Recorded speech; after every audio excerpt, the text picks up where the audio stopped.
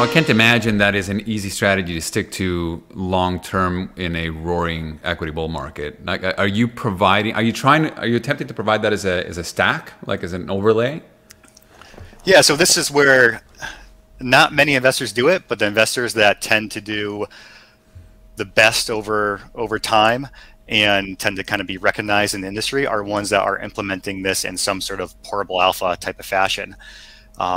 Now, typically in portable alpha programs, I don't see too much in the long vol or trend following space. I think there's an opportunity there for investors to help dampen the downside risk of that negative skew embedded in market neutral types of strategies.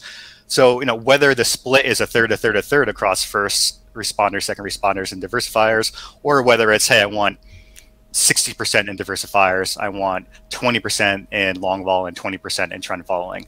I think it depends, again, on their total asset allocation and what their goals are, what type of return are they trying to meet, and what type of risk are they willing to take.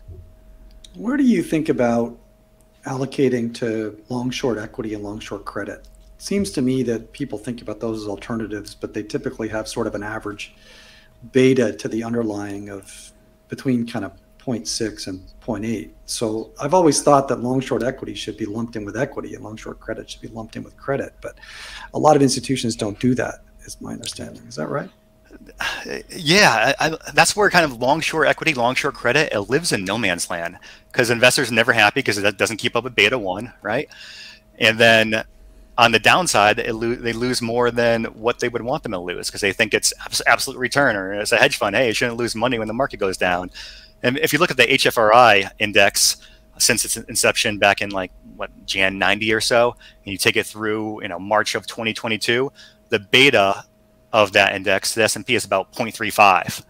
But the downside beta, when S&P goes down, is slightly higher than 0.35, and the upside beta, when S&P is up, is slightly lower than 0.35. So they're getting more of the downs and less of the ups there.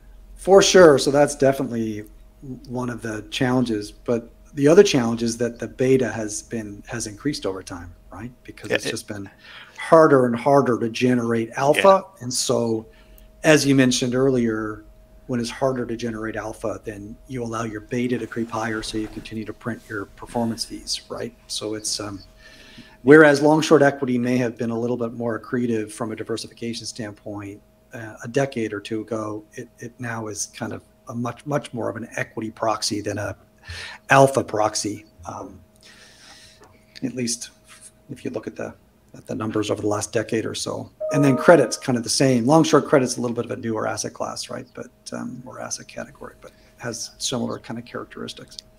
And I think on the long short equity side, there's certainly managers out there that can put up alpha in that space. However, we don't want our clients paying for that embedded beta.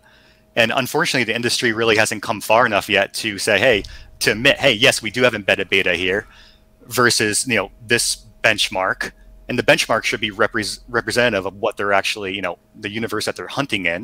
Mm-hmm. And then we'll pay you an incentive fee over that benchmark, not over some sort of risk-free rate, not over some sort of, zero hurdle.